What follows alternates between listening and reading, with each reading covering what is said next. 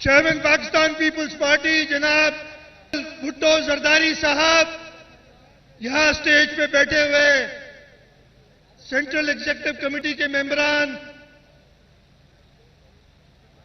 صوبائی اور قومی اسمبلی کے ممبران، سینیٹر اور پورے پاکستان سے آئے ہوئے پاکستان پیپلز پارٹی کے جیالو، میری بہنوں، السلام علیکم۔ جیے بھٹو۔ آپ سب یہاں چیئرمین صاحب کو سننے آئے ہیں، میں زیادہ وقت نہیں لوں گا، لیکن آج کے دن کی مناسبت سے اور خاص طور پہ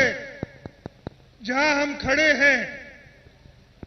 اس جگہ کی مناسبت سے 27 دسمبر 2007 کو یاد کرتے ہوئے ہماری قائد شہید محترمہ بے نظیر بھٹو کو یاد کرتے ہوئے آپ سب یہاں انہیں خراج عقیدت پیش کرنے آئے ہیں اور اس وعدے کے ساتھ، اس وچن کے ساتھ آئے ہیں کہ جہاں پہ شہید محترمہ بے نظیر بھٹو نے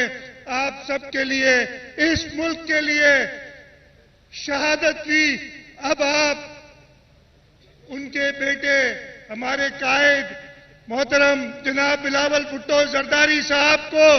وہیں سے ہم شروع کریں گے جہاں سے محترمہ نے ختم کیا تھا، اور وہ محترمہ کی قربانی تھی، ان کی شہادت تھی۔ جیسے کہ 2007 کے بعد 2008 میں پاکستان پیپلز پارٹی